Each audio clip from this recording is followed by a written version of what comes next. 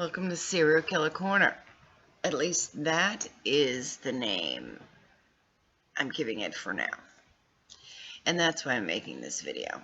I want to add video to my website, to Murder Blog, but I want it to have value to you.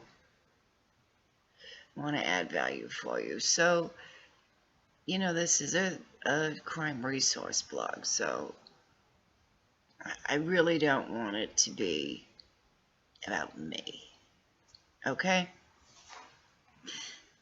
However, since I do write about serial killers, I thought it would be an interesting topic because you wouldn't be here if you didn't find them interesting, right?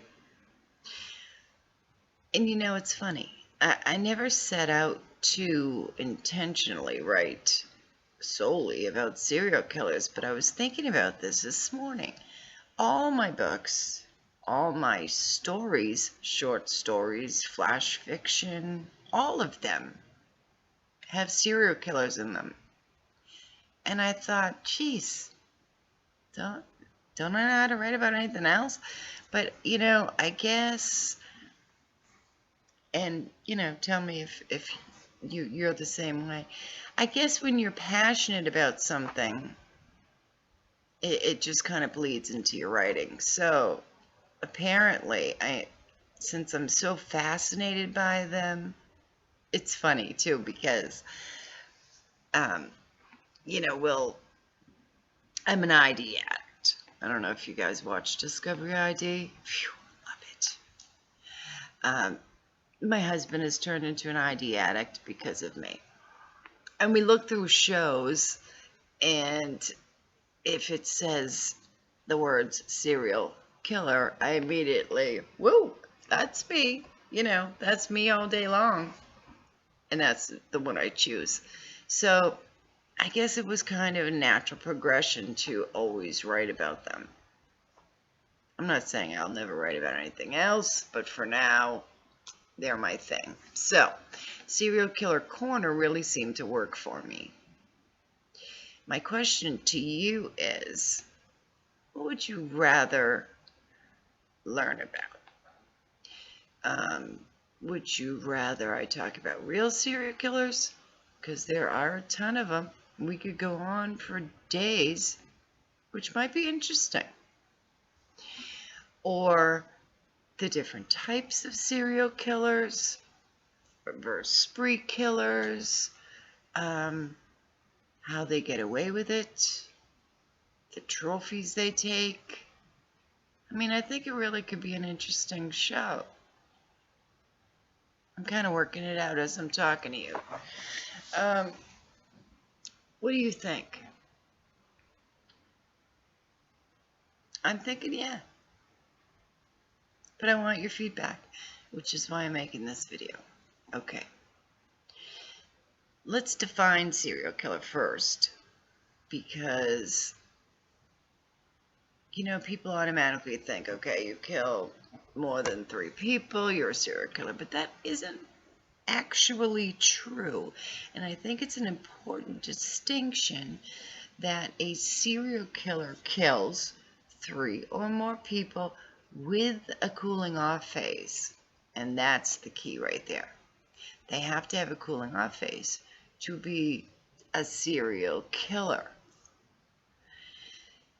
So we could talk solely about true serial killers, or, do the gambit of spree killers and sexual sadists and that type of thing.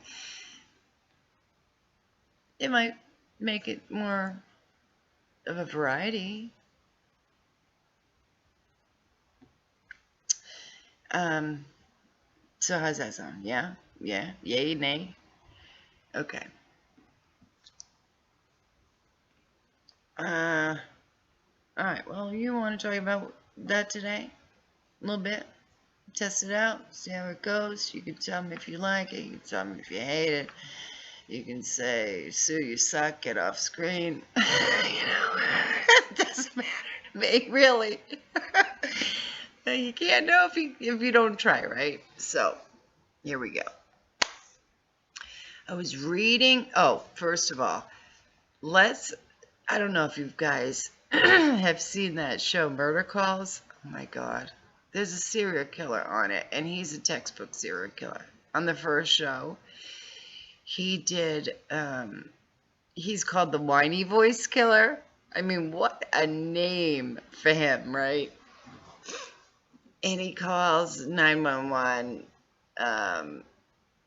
I killed that poor girl. I stabbed her 40 times. Turned out to be 60, but it was close. He had a thing about killing women wearing red.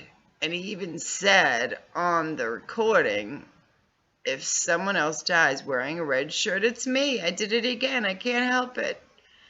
But I don't want to go to jail. Well, duh. Well, then stop killing. But, you know, it's not black and white like that. And that's why I bring them up. Because it's these psychoses, I guess you could call it, they develop very early on in childhood. And they start as fantasies. And a lot of times it starts in adolescence when the hormones are going crazy and they're learning about sex and that kind of thing. And something in their brain gets twisted. And we talked about this on the last show of the last episode of Partners in Crime, and it was fascinating. If you haven't seen that show, if you if you listen to no other episode, listen to that one. Because my partner in crime, Kim McGath, she's just so fascinating anyways. So she's the one who, in my opinion, solved Zodiac. She also worked on the in cold blood murders during her career and exhumed the bodies of Perry and Hickok. Impressive, right? So you can see why we're friends. I'm immediately drawn to her. So where was I? Oh, right.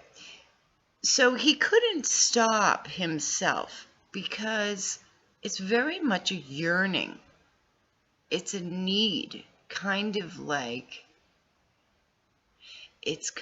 like the need to write when you're a writer is really kind of how I think of it. Because you know that need to write, and it's like it's buried so deep in your soul. And you have to write. You just have to. Whether you're ever going to sell the story or, or not, you need to do it because it's part of you and it's your passion and you do it because you love it.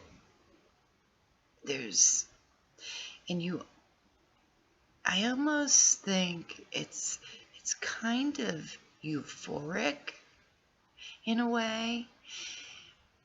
Like, I mean, you could even say it's similar to, this is, but it's kind of like a drug addict with drugs or an alcoholic with alcohol. We definitely experience something from writing. And it's got to be euphoria. Not that we feel euphoric, but it's akin to that. And I know you pronounce the word akin, but I don't like it that way, so I say akin. So serial killers are very much the same as you and I in that respect, because they kill because of a need. Okay? That's how I think of it anyways. And this is my opinion. And I've studied a lot of serial killers, so it's probably a pretty good opinion, but I'm not a cop. I have never worked a serial killer case, so, I have to say that. So this weepy voice killer, he kept calling 911 after each kill, and he would say, oh, I did it again, like almost like, oops, I didn't mean to stab her 80 times with an ice pick. It was a total accident. But if you got into the psychology, you can kind of see why he would say that, because he thinks he really can't stop himself. BTK has a quote, something like, there's a monster inside me. Maybe you can stop him, I can't. And I think that's very telling too, that they can't control the urge. And how, doesn't that pique your interest? Piques mine for sure. It just makes me want to research, and dig into their psyche more and more and more. So I thought we could do that on this show. Do you call it a show? When it's a, whatever. On this, whatever, video series, I guess you'd say. So, what do you guys think? Think you like that? All right, well, let me know in the comments. I'll chat with you soon. As soon as I get your comments, I'll start putting together a video series for you, and I think it'll be a lot of fun to do. I got, that cool music at the beginning.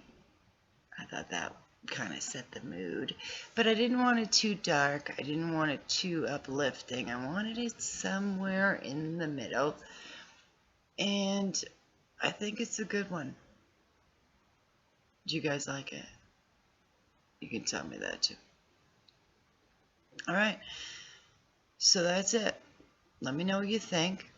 If you'll be interested in this, or if you'll say, oh God, here she is again. Because then it won't work. Okay? So let me know. All right. We'll chat with you later. Bye-bye.